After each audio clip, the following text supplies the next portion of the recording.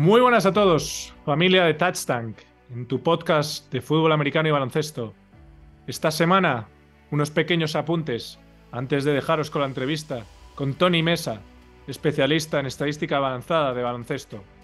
En primer lugar, Damian Lillard, 71 puntos, la quinta anotación más alta de la historia de la NBA, empatado con Donovan Mitchell, que también lo hizo este año. Una auténtica máquina de anotar. Estuvo a un triple de empatar el récord de Klay Thompson de triples. Metió 13 triples con la victoria de Portland. Por otro lado, comentar el Blake Martínez, el linebacker de los Raiders que se retiró este año y tiene su propia empresa con la cual vende cartas de Pokémon. Y se da la circunstancia que ganaba 1 millón en el último contrato que tenía y ahora vendiendo cartas de Pokémon ha ganado ya 5 millones. Vamos, que ha hecho perfecto retirándose. Tercer apunte del día. El draft de la WNBA es el 10 de abril, así que apuntaros con esa fecha. Se vienen nuevos jugadores impresionantes. Y dos apuntes más y pasamos a la sección de entrevistas. Por un lado, March Madness. No os perdáis todo el seguimiento en mis redes sociales, @TouchTankZone. Os contaré un poco en qué consiste el March Madness, los equipos favoritos, las anécdotas de la televisión y de la población americana sobre la locura de marzo, el campeonato de baloncesto americano universitario más importante del país. Y como bien os he comentado en Instagram, por ejemplo, tiene más audiencia el partido, el Championship Monday, es decir, la final, tuvo más audiencia en 2022 que las finales de la NBA. 18 millones de espectadores en el partido entre Kansas y Carolina del Norte, que todas las finales de la NBA con una media de 13 millones de espectadores. Y por último, noticia de última hora, el ex dueño de los Milwaukee Bucks, Mark Lasry, ha vendido su porción del equipo a los dueños de los Cleveland Browns de la NFL, Jimmy and Dee Haslam, por 3.5 billones de dólares. Supone la tercera venta más alta de todo el deporte americano, detrás de la primera venta Denver Broncos, 4.65 billones de dólares, y la segunda Phoenix Suns, 4 billones de dólares. Así que nada, el ex dueño de Milwaukee Bucks, un poquito más rico hoy. Y la semana que viene, como os he dicho, os voy a traer a un especialista de baloncesto universitario americano para desgranar un poquito el March Madness. Así que no os lo perdáis la semana que viene. Pero hoy os dejo con Tony Mesa, especialista de estadística avanzada de la NBA y de baloncesto universitario también, pero hoy nos enfocaremos en NBA. Espero que lo disfrutéis y podéis fijaros en algunas métricas nuevas para disfrutar un poquito más de baloncesto. Que disfrutéis de baloncesto, como os digo siempre. Del fútbol americano vienen curvas, con la agencia libre, con Rodgers después de 6 días en retiro espiritual, decidiendo a ver qué hace en la oscuridad. Y el mercado de running backs.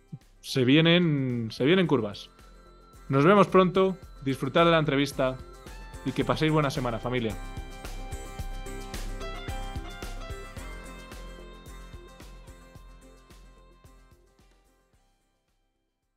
Muy buenas a todos. Una semana más a Touchtank, vuestro podcast de baloncesto y fútbol americano. Y hoy tenemos como invitado a Tony Mesa. Bienvenido, Tony.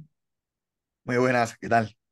Tony, para aquellos que no le conozcáis, podéis seguirle en redes sociales, principalmente en Twitter, @TonyMesa. Le podéis encontrar también en varios podcasts que colabora, Massive Ball, @Massive Ball y @college-360. Y os recomiendo de verdad que echéis un ojo a sus infografías, especialmente últimamente está haciendo un repaso de la NBA y además de esto, una guía del curso baloncestístico 22-23 de baloncesto universitario, muy recomendable. Así que en primer lugar, Tony, decirte nada, enhorabuena por ese trabajo porque la verdad es que está muy, muy, muy chulo. Muchas gracias. Bueno, lo primero de todos, agradecerte la invitación. La verdad bueno, cuando me la hiciste no me lo pensé dos veces. Tengo muchas ganas de pasar un rato. Y bueno, y segundo, pues pedir disculpas por la voz. Trabajo también de profesor de educación física y bueno, cuando uno llega a final de semana llega ya un Ya de poco. tocadillo. Sí, sí, sí, bastante. Entonces, nada, pedir disculpas por la voz, pero nada. Lo dicho y nada, y agradecerte por tus palabras. bueno, al final, pues cuando a uno le gusta algo, pues siempre se esfuerza, ¿no? en hacerlo y bueno, me gusta que queden las cosas más o menos, que queden bien hechas y bueno, pues lo dicho, ¿no? Un poco, por un lado entretenimiento y por otro lado, pues bueno, también buscar también, pues eso, ¿no? Compartir en redes, también agradecer mucho el feedback que he estado teniendo, que es bastante positivo. Y bueno, pues da ánimos para seguir haciendo este tipo de cosas, ¿no? Justo. Sí, cuando uno le salen las cosas bien y quedan chulas y encima recibe el feedback, que yo creo que al final es lo que a uno también le llena para compartir, Mm, le anima a seguir adelante y a ser constante, que al final, cuando uno es constante y le gusta lo que hace como entretenimiento, pues al final es una delicia. Así que completamente de acuerdo en esa afirmación. Quería empezar un poco hoy, que me contaras un poco, bueno, primero, de dónde viene este interés de estadística avanzada del baloncesto y segundo, cómo te preparas esta cantidad de datos. Es verdad que hoy en día hay más información, mm, pero ya te digo, con el feedback que te puedo dar me parece una información muy valiosa y muy bien presentada. Y nada, me picaba un poco la curiosidad mm. si nos podías explicar, pues, brevemente tu proceso de creación de este tipo de contenido. Bueno, pues el interés por tema de estadística avanzada realmente siempre lo he tenido. Yo soy, bueno, además de profesor de educación física y tal, eh, soy entrenador de baloncesto titulado, siempre he estado entrenando también y siempre me ha interesado mucho el analizar más objetivamente lo que hacían mis equipos en su momento, y siempre he tirado mucho de estadística.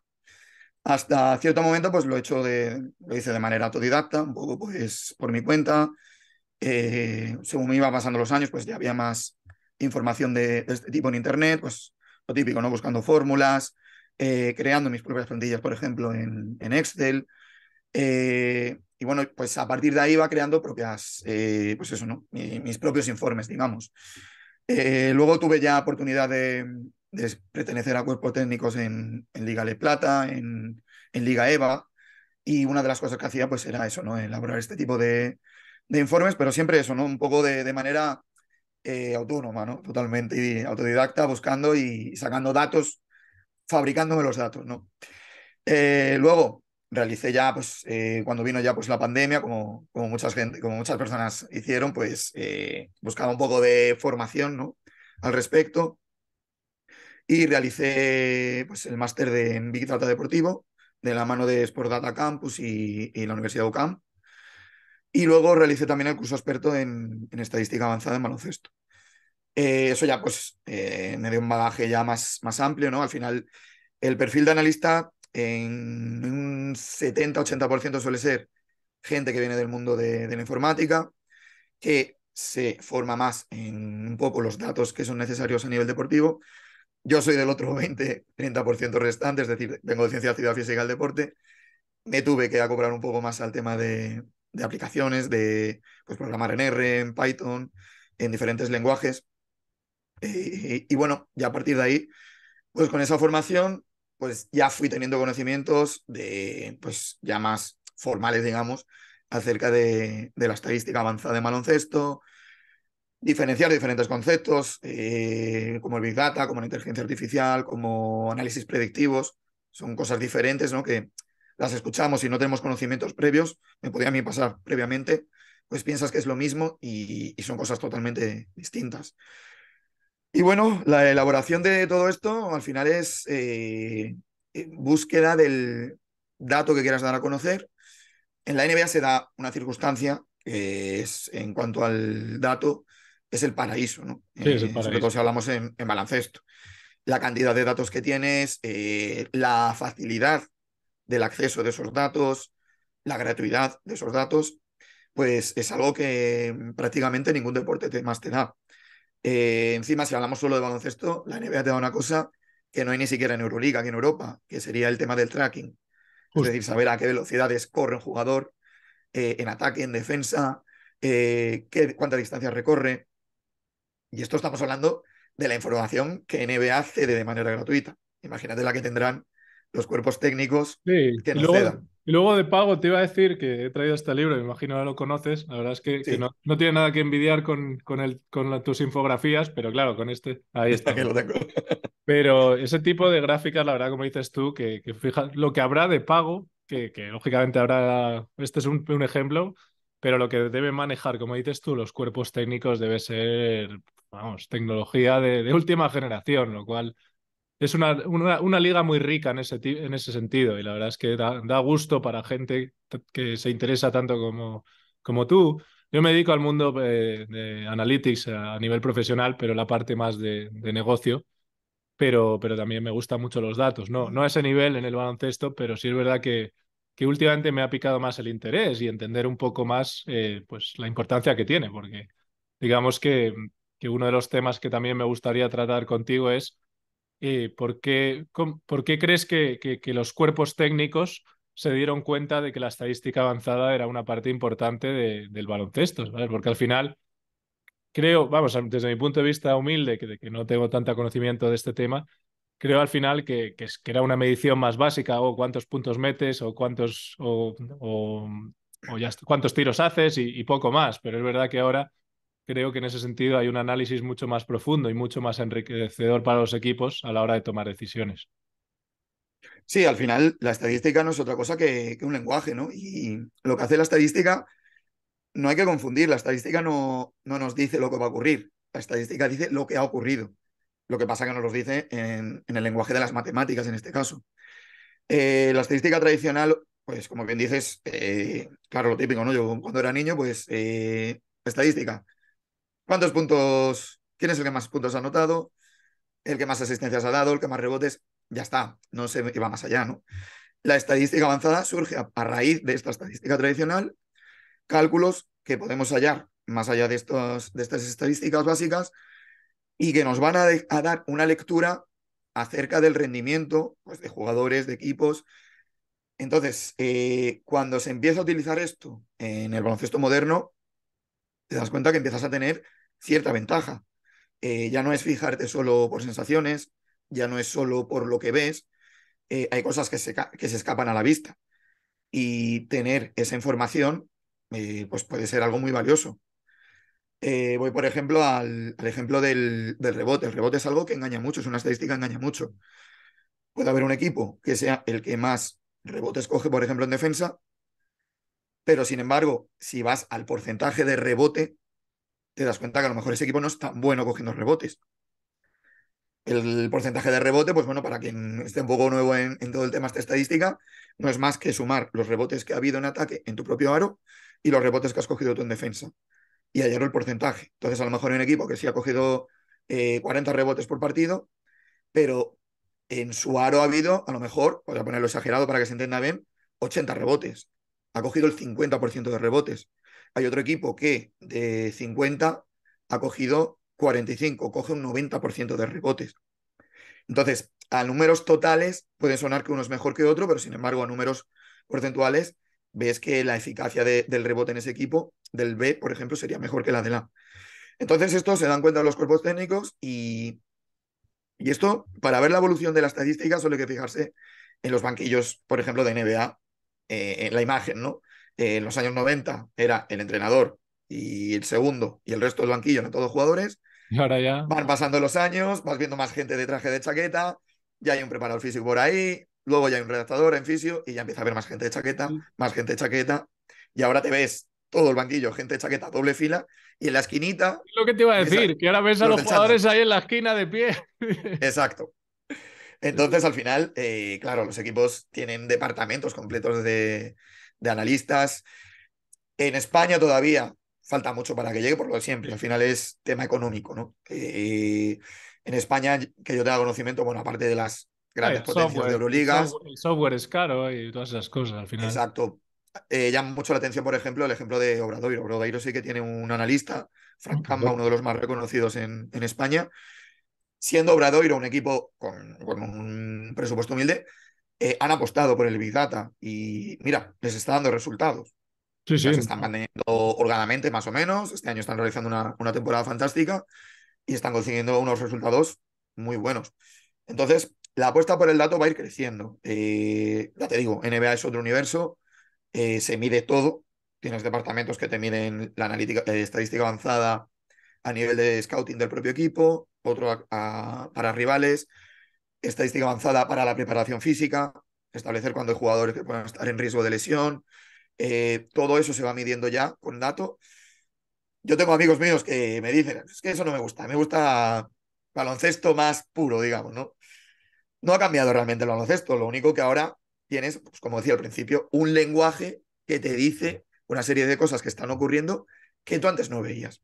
Bueno, es una manera también de entender un poco más los partidos, al final de una manera más profunda y quizá de un entretenimiento también un poco más enriquecedor para el espectador, Mm, porque al final, hilando un poco lo que estás diciendo, es verdad que la NBA, pongo el ejemplo de la NBA porque al final es el paraíso de mm, esto, y la NBA como parece que los triples dobles y las estadísticas como más llamativas es lo que al final la gente sigue, pero creo que a nivel personal, que ya te he dicho que yo mm, como apasionado del baloncesto, sí que hay algunas métricas que pueden ser interesantes y que las publiciten un poco más, que creo que se está empezando a publicitar un pelín más, mm, que por ejemplo, pues Anthony Daimiel, sin ir más lejos, alguna vez ha empezado a hablar de alguna de esas métricas y ves un poquito más en el mundo de hispanohablante. Pero me gustaría que para el público un poco más mm. que no tenga conocimiento, que nos dijeras qué métricas a lo mejor que sean un poco más complejas, pero que no sean a lo mejor tan complejas de seguir, recomendarías que están más de moda, entre comillas, aunque aquí de moda no está ninguna porque hay que utilizar todas. Bueno, Pero bueno, he estado sí. leyendo un poco aquí, que cuentas un Mm, poco el pace and pie, está el típico el PER, está el offensive efficiency, defensive efficiency. mm. ¿Qué métricas recomendarías a la gente que a lo mejor le interese un poquito entender un poco más el juego, más allá, ya te digo, de los highlights y todo esto? A ver, modas sí que hay, ¿eh? Y sí que hay cambios de tendencia y sí que hay métricas que hace tiempo a lo mejor parecían como un poco el camino a seguir y luego han cambiado, ¿no? Yendo de lo más sencillo a lo más complejo, bueno, por ejemplo, la valoración ya a día de hoy, la que utilizan en ACB, por ejemplo, ha quedado para el Supermanager, ¿no? Y poco más, realmente, porque al final es una valoración que mide todo lo que se hace en pista igual, todo vale un punto o resta un punto, y no tiene en cuenta el juego sin balón, por ejemplo. Solo se mide lo que hace un jugador con balón en las manos. A ver, a nivel colectivo, bueno, recomiendo mucho quien quiera indagar en esto, quien quiera buscar fórmulas, quien quiera saber un poco más. Hay una página, esto de cuando estudiamos en el máster y tal, decían un poco la Biblia, ¿no? Del estadista de baloncesto. Sería snbastaffer.com. NBA Staffer te vienen todas las fórmulas clasificadas, nivel individual, nivel colectivo. Hay otras que son más complejas, que no te viene la fórmula tal cual, pero sí te explica muy bien de qué trata. Y bueno, eso para quien quiera un poco indagar. Las que yo recomiendo para seguir la competición, a mí me gustan mucho, por ejemplo, los Four Factors. Los Four Factors fue una fórmula que estableció Dean Oliver, que es un analista, bueno, un analista de ESPN, ahora creo que está Washington. trabajando Sí, en ¿no? Washington Wizards, exacto. Y él lo que establecía era que para un equipo, para llevarse un partido, tiene que dominar cuatro situaciones. La eficacia de tiro. Eficacia de tiro es para diferenciar del porcentaje de tiro de campo de toda la vida. Es una fórmula muy parecida, lo único que hace es discriminar también en el tiro de tres. El tiro de tres, digamos que tiene medio punto más de valor. Por lo tanto, cuando veíamos, por ejemplo, antiguamente, ¿no? En porcentaje de tiro de campo, normalmente los jugadores interiores eran los que tenían ese porcentaje más alto. Jugadores exteriores, obviamente, tiran más de lejos, pueden fallar más, bajaban bastante en ese tiro, en ese porcentaje. Con la eficacia se nivela un poco más. Luego existe otro porcentaje de tiro que sería el true shooting, en el cual también se tiene en cuenta el tiro libre, por ejemplo. Entonces, bueno, son pequeñas cosas, pero que van depurando un poco esos porcentajes. Pues como decían los four factors, la eficacia de tiro es uno de esos cuatro factores, otro es el porcentaje de rebote ofensivo, otro el porcentaje de pérdidas de balón y otro el número de veces por cada tiro intentado que vas a la línea de tiros libres, lo que se conoce como el free throw rate. Ok, Dean Oliver lo que hizo fue darle una ponderación de manera que de un 100%, digamos, el 40% de valor se lo da a la eficacia de tiro, el 25% al rebote, el 20% a las pérdidas de balón y el 15% restante se lo da al tiro libre. ok. Entonces, tú haces el cálculo de lo que obtiene ese equipo y te da un número que es el for factor. En este caso estaríamos hablando for factor en ataque, porque es lo que estás haciendo tú en ataque. Va más allá luego, mide también los que hacen defensa, es decir, lo que hacen los equipos que juegan contra ti. Y luego va aún más allá. Restas a los que has hecho en ataque los que has tenido en defensa. Lo que obtienes es un diferencial de for factor. Si tú haces una comparación de porcentaje de victorias de los equipos en NBA ahora mismo con el diferencial de for factor, te va a salir prácticamente una correlación Perfecto. al 95% perfecta. Ya, Es ya. decir, bailan un poco los tres primeros, bailan un poco los últimos, pero realmente van de la mano. Es decir, estamos hablando al final de que un equipo domine 8 situaciones de juego, No, 4 no, en ataque, 4 en muchas defensa, situaciones, sí. situaciones clave. Obviamente, un equipo que domine esas situaciones va a poder tener más probabilidad de llevarse el partido. Sí, porque me picaba un poco la curiosidad, porque viendo una de las gráficas del Four Factors que has realizado tú últimamente, me picaba la curiosidad el caso de los de los New York Knicks y los Utah Jazz, que había, no sé si era el Four Factors ofensivo o el defensivo, creo que era el ofensivo, que estaban como muy arriba. Creo que comentabas que estaba detrás de Denver Nuggets, pero sin embargo se trata de dos equipos que no van muy bien en la competición. Entonces me imagino, no me ha dado tiempo a mirarlo, que el diferencial del Four Factor de esos dos equipos luego no debe ser especialmente bueno. Entonces, es verdad que Exacto. engañaba un poco al principio. He dicho, joder, qué alto están estos dos equipos aquí, qué bien puntúan, pero claro, luego debe ser dos equipos que defienden francamente mal, porque si no, no se explica muy bien la clasificación. Claro, al final es un poco el mantener el equilibrio, digamos. O sea, es el equilibrio que tengas entre esas dos situaciones. Ocurre el mismo con los ratings. El offensive rating, defensive rating. El offensive rating, defensive rating es, al final, puntos a favor, puntos en contra de toda la vida, solo que he llevado todo a 100 posesiones. Los puntos que anotas en 100 posesiones, los puntos que recibes en 100 posesiones. Ocurre parecido. Hay equipos con un offensive rating muy alto, equipos que a lo mejor dices tú, pues este equipo no pega tanto que esté aquí tan arriba, pero luego el defensive rating es prácticamente igual o menor. De ahí se saca el net rating, que es la diferencia también entre el ofensivo y el defensivo. Pero ocurre eso. También hay equipos que obtienen un for factor ofensivo, por ejemplo, muy alto, pero hay que ver por qué. O sea, hay que ver si es porque a lo mejor va mucho a la línea de tiros libres, porque cuida mucho el balón y tiene pocas pérdidas, o porque su eficacia de tiro es muy alta, o el rebote ofensivo. Entonces, por eso depende un poco también de en qué destaque. Ay, Luego, en cuanto. Sí, dime, sí. no, sí, sí. No, decía, luego, en cuanto a valoración individual, como decía, todo empezó un poco con la valoración que conocemos en ACB. La evolución fue luego al famoso PER. De hecho, en su día Filadelfia se basó en el PER con el Process, ¿no? El famoso Trust the Process. Y actualmente la NBA lo que hace es, bueno, la que tiene a nivel público es el Impact Estimated, que no es otra cosa que el impacto que tiene un jugador en pista mientras juega en su equipo. Ok, Lo explico muy rápidamente. Si yo meto 20 puntos y mi equipo ha ganado 100-80, voy a tener mayor impacto que si yo anoto 20 puntos y mi equipo gana 140-120. ok. Porque esos 20 puntos valen más, digamos, ¿no? Son vitales Sí, en son el, más, en el porcentaje, sí. en el otro caso, exacto. Y ahora lo que se basa mucho es el tema del más menos. No hay que confundir el más menos. Está muy mal decir, mira, este jugador como no es, tiene un más menos brutal en este partido. Eso sacado totalmente fuera de contexto, es muy circunstancial. El más menos, a pelo, tal cual, el más menos vale para medir, por ejemplo, actuación de quintetos, grupos de 3 jugadores cuando están en pista, cuando coinciden. Y además, lo suyo es hacerlo a través de varios partidos. Es decir, sacar una acumulación o un promedio del más menos que realicen tantos jugadores en pista. A nivel global, pues bueno, puedes ver orientativamente en una comparación dentro de un mismo equipo, pues te sirve también un poco para ver quién puede aportar y quién puede aportar menos.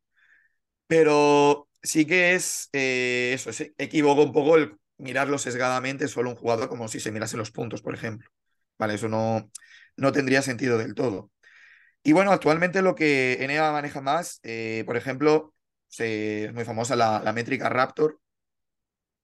Hay una serie de métricas que han ido saliendo con nombres de jugadores que al final son acrónimos un poco forzados, ¿no? Sí. La de Raptor era Robust Algorithm, Plus Minus, On-Off Esa es muy Ratings. forzada, sí, esa es un poco Exacto, forzada. claro, fuerzan. Y bueno, al final lo que hace Raptor es medir eso, ¿no? El rendimiento, por ejemplo, te mide el rendimiento del jugador con las estadísticas individuales. También mide lo que hace tu equipo mientras está ese jugador en cancha y lo que hace ese equipo mientras no está. Es decir, utilizan también un poco el más menos, pero con ese enfoque. Si ese equipo rinde bastante bien, a lo Cuando está mejor en cuando no está cancha. ese jugador, pues va a bajar. Lo miden en ofensivo y en defensivo. Y luego también esta estadística Raptor la utilizan también a modo predictivo. Hay una estadística que de hecho la llaman Predator Raptor, de Predictive Raptor. Los nombres, pero bueno, te quedas con ese nombre mejor Sí, que si no, te no, ponen a lo mejor. es pegadizo, sí, no, no. Es marketing al final. Marketing puro y duro. Exacto. Y la Predictive Raptor esta, pues bueno, se utiliza un poco también, sobre todo, seguimiento a jugadores de cuando vienen de NCAA, para el tema del draft. Digamos que les sale como una especie de horquilla. Worst case o best case, ¿no? Worst escenario, best escenario. Mejor posibilidad de que salga un jugador, peor posibilidad. Entonces, ahora el tema del draft, por ejemplo, está totalmente cifrado en datos, Analizado totalmente al estudiado, dedillo. exacto, analiza. Exacto, ya no es tanto sensaciones, no es tanto. Pero bueno, lo bonito de esto es que al final somos humanos todos. Sí, hombre, La estadística el no te margen de dice, error claro, está ahí, claro. Al la final, estadística no te dice si un jugador se va a adaptar bien a Utah o mejor a Miami. es muy difícil. Luego hay muchos condicionantes no relacionados con la estadística, que si el clima, que Exacto. si la cultura, que si el momento personal de cada uno. Bueno, es que al final yo creo que eso sí.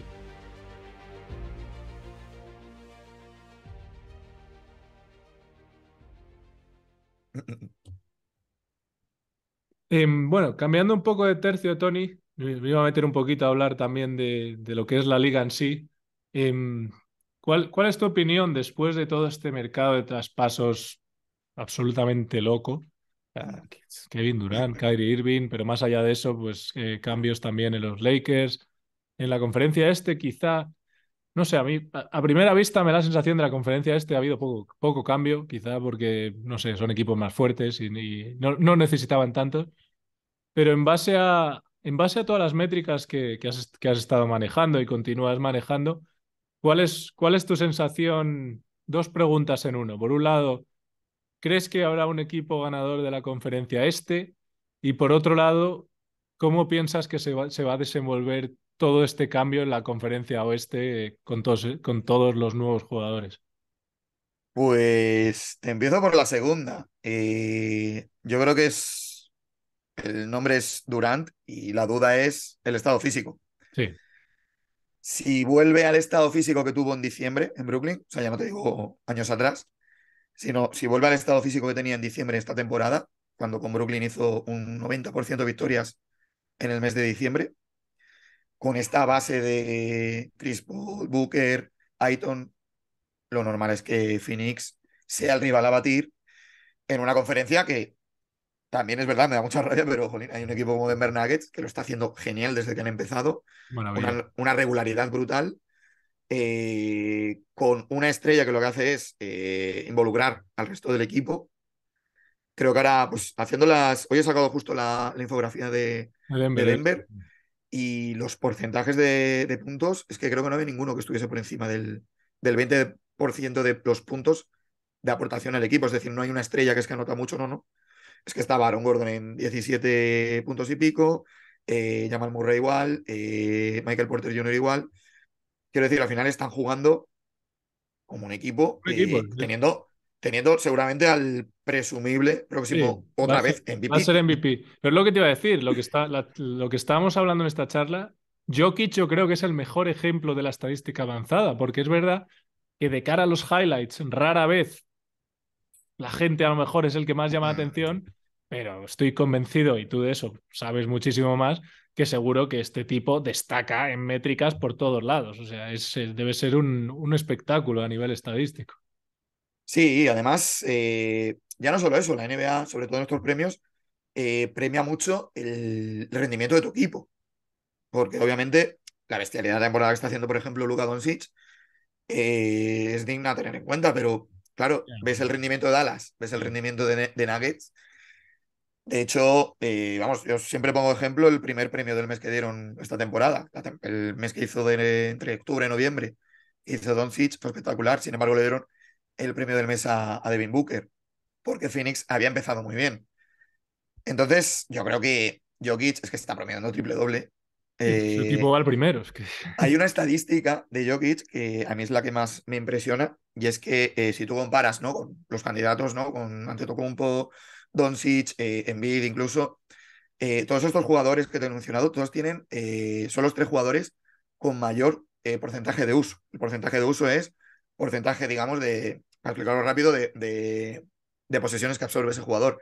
Sí. Jokic estaba en no sé si llegaba al 20 o en un 20 bajito, o sea, era una diferencia de 15 puntos prácticamente en cuanto a posesiones. Vamos, poco chupón, poco chupón. Exacto. Y aún así tienes una influencia y una dominación del juego increíble, ¿no? Entonces, yo sí que lo destaco mucho como otra vez futuro MVP, porque es que está siendo el jugador más determinante, ¿no?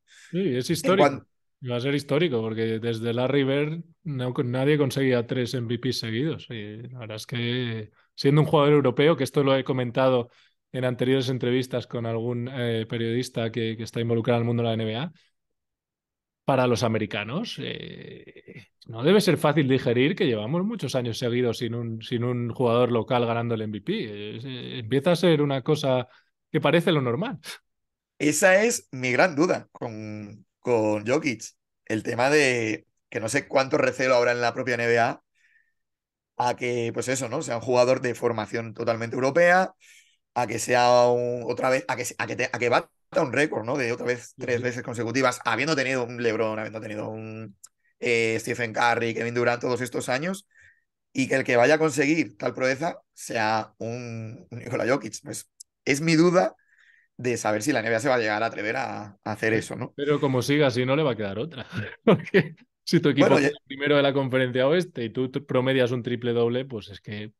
Porque, yo la alternativa que veo a eso es Tatum. sí, Es la pero. alternativa. Jugador ya, sí, de formación totalmente estadounidense. Es verdad que Boston ahora mismo es el primer equipo de la competición.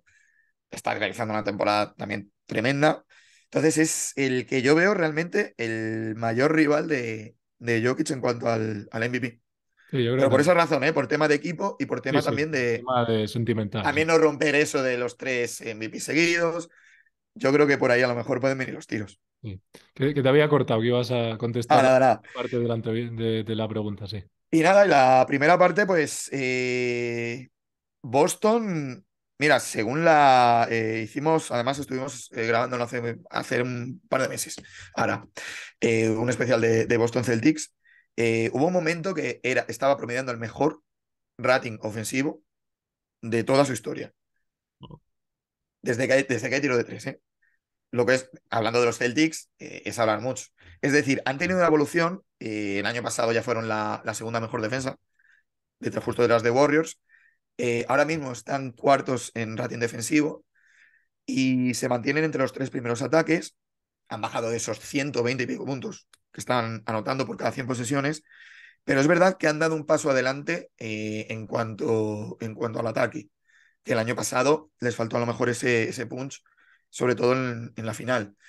Defensivamente es un equipo muy fiable. Es verdad que no empezó tan sostenido en defensa, pero lo están haciendo según el transcurso de la temporada, ¿no? Y Sí. yo creo que van a acabar la regular season siendo muy fuertes atrás. Obviamente, la duda va a ser con Milwaukee. Milwaukee está siendo también sí que está siendo la mejor Lleva una racha, defensa. no sé cuántos partidos seguidos lleva, 13, 12 12 seguidos. consecutivos. 12 partidos consecutivos Ojo. ganados. El partido que hubo justo antes del All-Star entre Celtics y Milwaukee, es verdad que Celtics consigue llevar a prórroga a Milwaukee, cosa que pierden, pero sin ningún Muchos titular, lesionados, justo. Sí. ni Tatum, ni Smart, ni Jalen Brown, lo cual también te dice que ahora mismo Boston no es que sea solo un quinteto con mucha química, es que está todo el equipo muy enchufado. Derrick White ha dado un paso adelante y tiene mucha gente muy, muy implicada. Queda la duda de ver qué tal va a sentar pues Crowder en Milwaukee, por ejemplo. Si, bueno, el invento este de de Meyers sale bien también. Y luego ver también si Chris Middleton da otro pasito adelante, que es verdad que ha perdido un poco en importancia en Milwaukee.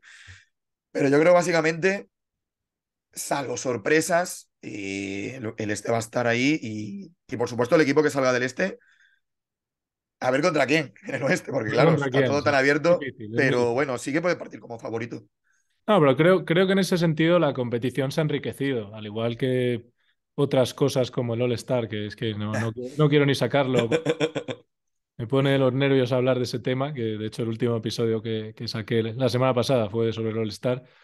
Creo que la competición se ha enriquecido mucho al hacerse más fuerte la conferencia este, ¿sabes? Porque llevábamos muchísimos años que la conferencia oeste siempre como que arrasaba en las finales. Entonces al final pues tenía poca emoción el saber cómo el desarrollo de la liga, pero al final ahora ves tanta competitividad en ambas conferencias y sobre todo ves los equipos fuertes ya no están solo en la misma conferencia.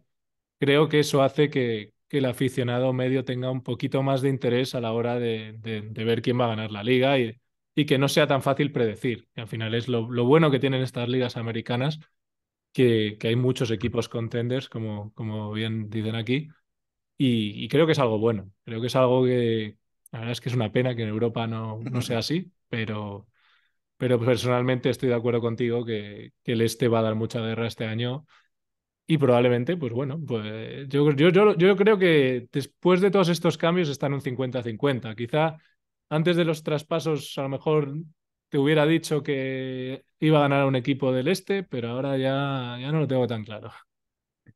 Sí, además es lo que dices, ¿no? Está tan abierto que decir, yo no descarto para nada, por ejemplo, que vuelva a llegar a unas finales Golden State. Es que en el momento que empiezan a funcionar, también hay que tener los pies en el suelo, o sea, quedan todavía prácticamente unos 20, entre 22, 25 partidos, según qué equipo por disputar. Y hay que ver también cómo acaban. Hay que recordar, el año pasado, la primera parte de la temporada de Boston, por ejemplo, fue muy mala. Reaccionan prácticamente justo después del All-Star y eso les da luego la serie también tan fantástica que hace Tatum defendiendo a Durant, por ejemplo.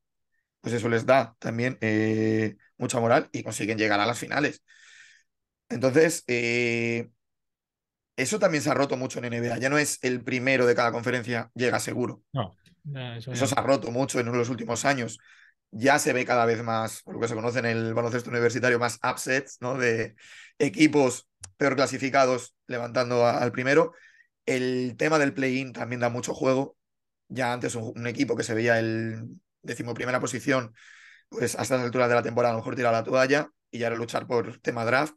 Ahora no, ahora ya quieren luchar por entrar en un play-in porque, oye, Sí, eso lo ¿quién te dice comentaba que yo. Lakers, Justo, claro, eso lo Lakers comentaba podría yo. entrar, por ejemplo, ¿no? Y conseguir, ¿quién te dice que no pasa una primera ronda, por ejemplo? Sí, no me acuerdo con quién lo comentaba en una entrevista que hice hace poco, que el play-in había cambiado totalmente el paradigma de la temporada, porque al final aquellos equipos que veían que ni de broma iban a llegar al octavo puesto, a lo mejor tenían un mercado de traspasos más agresivo para deshacerse de más jugadores, pero ahora, como bien estás diciendo, claro, estás ahí cerquita del play-in, te da como cosa decir, a la temporada, a tomar viento y venga, ya está, nos deshacemos de todas las estrellas y reconstrucción. Ahora ya no es tan sencillo hacer eso, porque te pongo el mismo ejemplo de aquí, de la ciudad del Mm. viento. Yo, en condiciones normales, los Chicago Bulls hubiéramos esperado que en este mercado de traspasos hubieran dicho, hala, todos fuera, esto no funciona. Pero claro, están tan cerca de pelear por entrar ahí, a luchar por entrar en playoffs, que claro, debe ser como difícil para Arturas Karnisovas decir, ala, DeRozan, Lavin, Vucevic y toda esta gente, No, no debe ser fácil ahora tener ese tipo de decisiones. Creo que es bueno para la competición porque así hace que sea más interesante más equipos, pero ha cambiado totalmente el paradigma, como bien comentabas. Sí, totalmente. Un ejemplo parecido también al de Chicago es Toronto Raptors, ¿no? Uh, Toronto Raptors igual, todo el mundo esperaba, También, todos fuera. claro, la salida de Van Vliet, de Siakam. Y bueno, al final les ha valido para ver el valor de sus jugadores de cara a verano. Si no funciona esto, pues obviamente ya harán los movimientos. Pero claro, es que es eso, ¿no? Y si entras en play-in y si consigues entrar en playoff después, oye, nunca se sabe. Yo desde aquel We Believe, ¿no? De Golden State a Dallas, en su día cuando eliminó Golden State octavo a Dallas primero, puede pasar cualquier cosa. Entonces, bueno, al final es lo que tú dices, ¿no? La competición, la verdad, que está muy abierta, No, muy bonita, va a depender de muchos factores. Lamentablemente las lesiones también van a estar ahí. Nunca queremos que llegue, queremos ver jugar a todos no. los buenos, pero también luego eso va Y eso ya es a, difícil. Eso ya es difícil de claro, predecir. Ahí ya no hay estadística que valga. Eso ya es luego, información secreta. sí la hay, exacto, como tú dices, es secreta lo que pasa, pero sí que hay información. Pero bueno, ya eso es lo que va a condicionar todo un poco y bueno, pues a ver que lo que estoy seguro es que vamos a disfrutar mucho Eso con el estoy final de la seguro. regular season y con los playoffs que nos esperan. Te iba a preguntar para acabar la charla de hoy, un poquito tirando hacia España. eh, y como eres entrenador, como has comentado, me pica la curiosidad como entrenador que eres, el tema de Jordi Fernández. Al final, eh, ¿cuánto de influencia tiene Jordi Fernández sobre el éxito de Sacramento Kings? Y si crees de verdad que existen posibilidades reales, como se habla aquí en Estados Unidos, de que se convierta en el primer entrenador jefe de la historia de la NBA. Pues la verdad es que vamos, me parece un orgullo como español, pero me gustaría saber tu opinión de cuánta influencia tiene este hombre sobre el éxito de los Sacramento Kings. Totalmente sorprendente, que puede romper, creo que no me equivoco en esta estadística, la franquicia de todo el deporte americano que más tiempo lleva sin jugar playoffs. Entonces creo que lo puede romper porque creo que era una franquicia de Mm. béisbol que no recuerdo ahora el nombre del equipo, pero creo que Sacramento Kings es la actual franquicia de todo Estados Unidos. Ya te digo, cualquier deporte que más tiempo sin playoffs. Dato duro, ¿eh? Dato duro. Dato duro, sí.